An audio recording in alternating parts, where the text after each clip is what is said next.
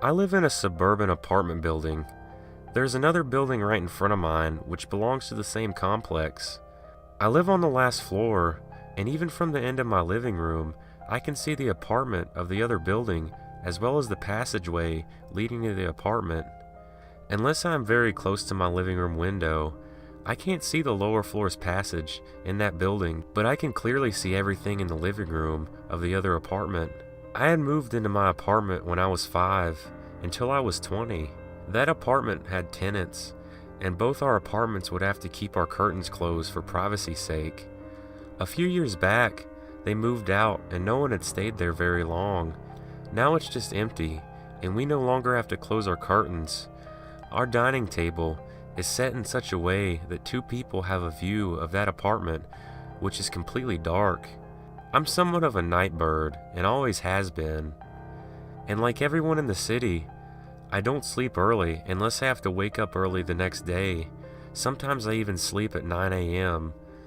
Obviously, I get up at 6 p.m. on such days and practically screw up my biological clock for days to come.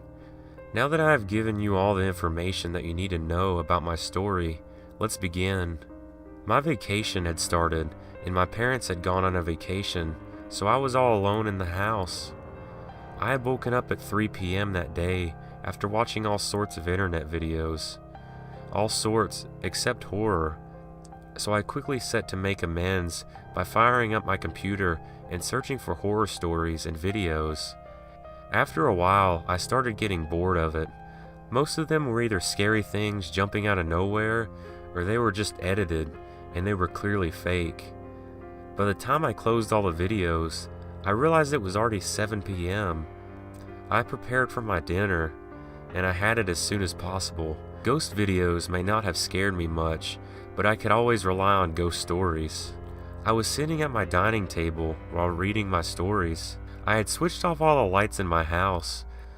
The light from the other building still illuminating my living room enough for me to still see my keyboard keys.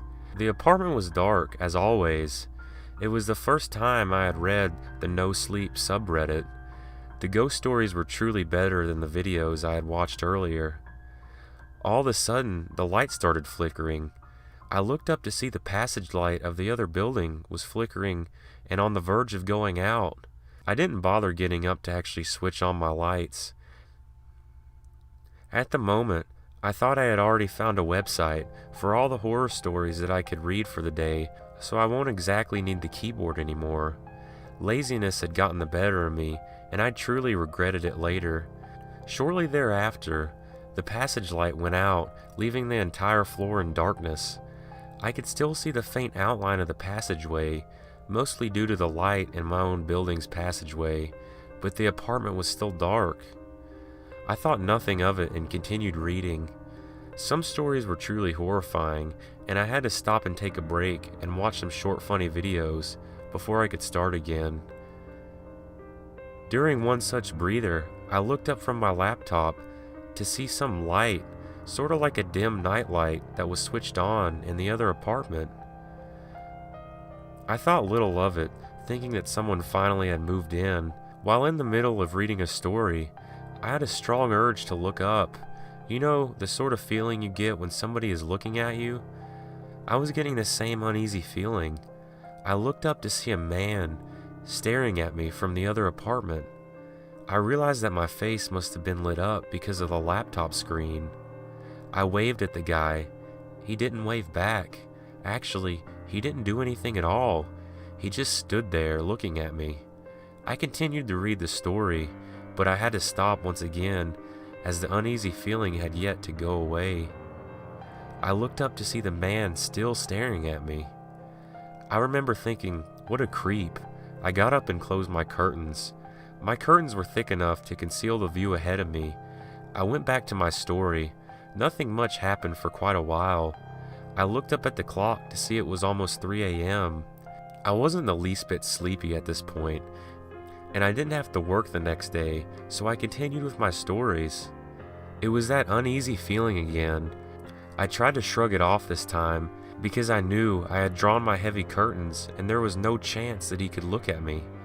I rationalized it, thinking that it was just the spooky stories that I was reading.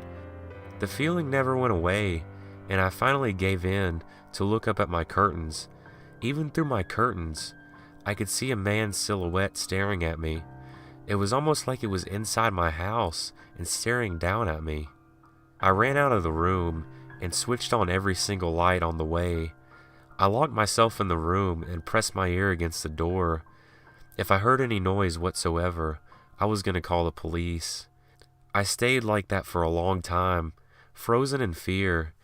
In what felt like an hour, I finally stood up. I must have surely imagined this. How can a man enter my house and stand in front of me just to stare at me? My house entrance was behind where I was sitting.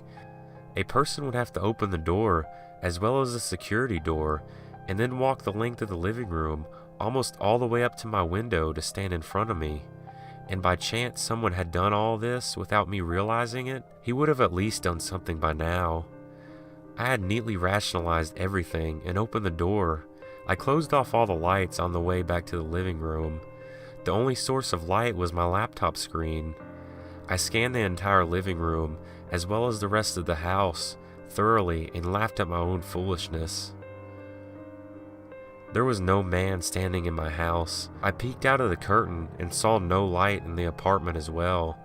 I realized I was genuinely tired after this ordeal and was ready to sleep, so I shut down my laptop and made sure all the doors and windows were properly closed. I went to sleep in under 10 minutes. Just as I fell asleep, I saw a man's shadow, saying in a low voice, "Why didn't you just go to sleep early?"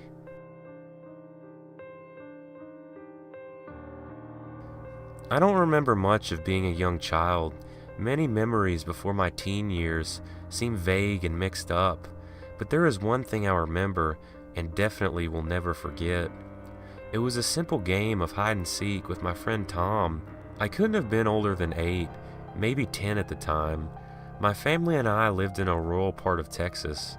The neighborhood was off some road, maybe 20 miles from the main highway. There may have been 20 houses at the most. It's hard to remember, and most homes had about 100 feet between them.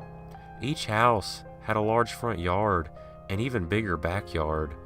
The row of houses we lived at was the last in the set of houses, and directly behind our backyard was miles of forest.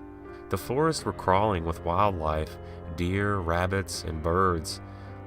All sorts of stuff, but nothing dangerous, besides the occasional coyote. I was only a child, and for years I longed to have a companion that I could play with at home, and not just at school or town playgrounds, so it was exciting when Tom moved next door. He wasn't my best friend, but he was the only friend I had close by, so we were always playing together in the massive yards around our houses. One of our favorite things to do was play hide and seek in the woods behind our houses, with bushes and trees to protect ourselves from the opponent's search. It was the perfect place to play. We often played after dark, even though it made our parents mad sometimes. The last time we played, it began normal. We played 2 or 3 rounds, and it was my turn to seek Tom. I faced my house at the edge of where the woods began, closed my eyes, and began to count. 3, 2, 1. Ready or not, here I come. I followed the sound of his footsteps while I was counting. It was an easy trick to use when my opponent steps on twigs or fallen leaves. I walked directly back from where I was standing, turned to the left and looked. I couldn't see where he was, but he sure was somewhere in this direction. I heard rustling behind me, so I quickly jerked back. I quietly scoped the area. It was difficult during the dark, but that only made it more challenging and fun.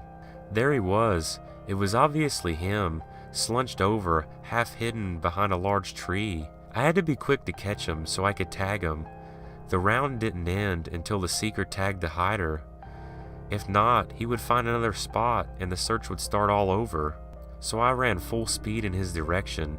He stood still, then crouched and ran off. He was surprisingly quiet and must have realized my tactic of following his sound. Once again, I could vaguely see what resembled a person hunched behind a fallen log.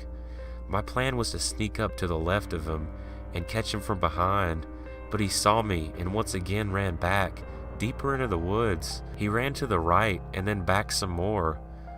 The forestry was thicker and offered more places to hide deep in the woods. I began to panic when I looked around and realized my house's back porch light was nowhere to be seen. This was a section of the woods that neither of us were familiar with and had been warned by our parents not to go to. The constant hum of various insects and the nocturnal birds seemed to stop. I was beginning to become worried. I listened hard and tried to locate Tom. I followed what sounded like a slow shuffling through the twigs and leaves. I quietly crept toward the sound, and he was finally visible. I could see Tom lying down beside a bed of large rocks. I called out to him, "Come on, man, let's just go back to the house." He didn't respond. "Let's just leave, it's been too long." "Look, you win, I give up. Let's just find our way back home." My main focus right now was just getting home. It didn't feel safe out here at all. I finally yelled out, "Tom, come on, I'm tired of this game." In the distance, I heard Tom yelling out, "Man, where are you?" Muffled by distance, I could hear him calling out to me, but couldn't make out what he was saying. I looked over at what I could have sworn was Tom and froze. For the past 10 minutes, I had been chasing somebody else. I called out, "Hey, who are you?" They lay there still for a moment before slowly standing up. I couldn't see who it was, but as my eyes focused, I could see it was wearing all black. It was at least 5 yards away from where I stood, but it towered over my small child body. Its long arms cast shadows, and it spread them out, engulfing me in darkness. I froze as it slowly started to move towards me. It made a noise that sounded like it came from deep inside its throat. It was almost like a deep and harsh breathing. I turned and ran in the opposite direction, screaming for Tom. I heard his reply and followed it, though it seemed far, as I ran as fast as I could, not looking back a single time. I could hear the noise it was making, getting louder as it followed me. I finally fell, tripping over something, and landed face first. I could still hear Tom calling out for me. It sounded like he was slowly coming closer. On my other side, I could hear whatever was chasing me, getting closer behind me. I knew at the moment I was gonna die, but I was too terrified to face my own death. I laid there face down, breathing in soil, waiting to die, as I heard this thing approaching me. I began to cry and silently whimper as I felt it stop right next to me. It still made that horrible breathing sound, like a lifelong smoker gasping for breath. It let out a scream, something that was definitely human, but still far from anything I had heard before. There was a silence as I still lay there expecting death to come at any moment. I finally looked up, ready to face that thing, and instead, I saw Tom standing there. He stood there maybe 20 feet from me, frozen and hyperventilating. I believe Tom somehow saved me that night. Not on purpose, but somehow just coming at the right moment stopped that creature.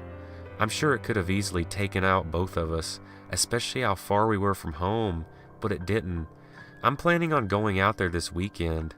I won't be going out with Tom, but with another friend who I had met, who has an appreciation for the paranormal. For 2 nights, we'll camp and investigate the scene of the incident. He is greatly interested in the subject, but doesn't completely believe my story.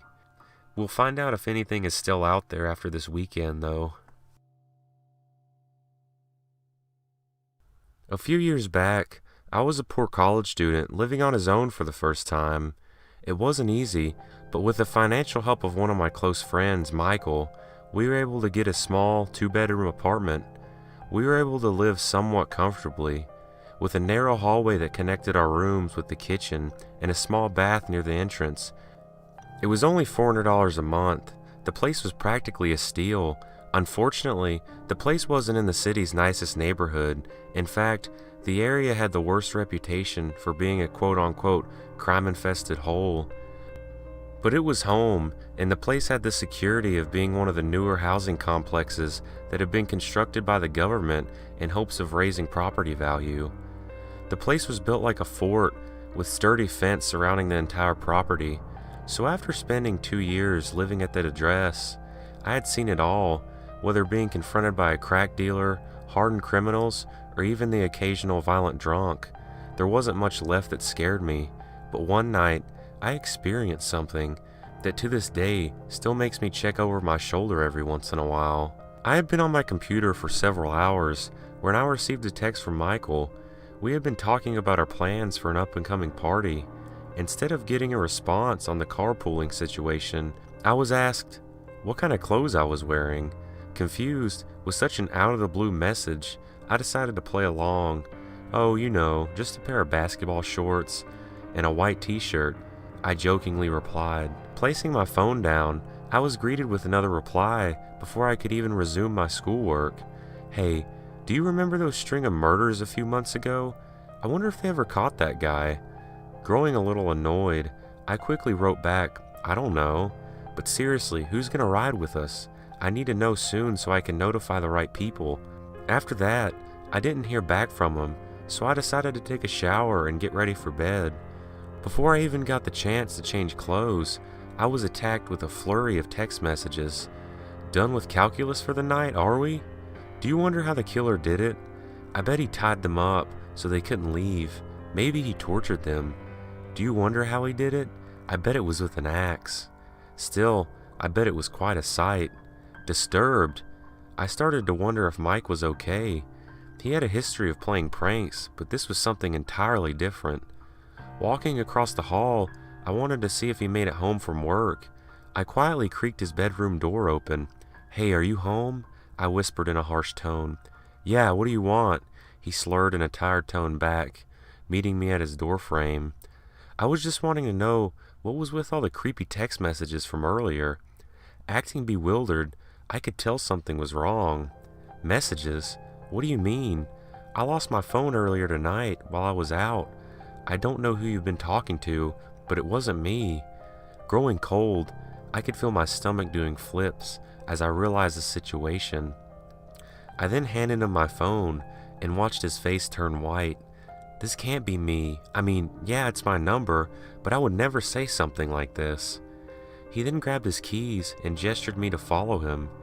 He didn't know who had his phone, but he felt like it was necessary to report it to the authorities. Making our way to the police station, I got one last text from the mysterious messenger, simply stating, "Good night." After that, my phone went silent. My roommate and I filed our reports and went home. The phone was never found, nor was I harassed past this one incident. It's been a few years since then, and I barely think about it anymore. But there is one thing that I've never been able to figure out. How did he know I was doing calculus homework?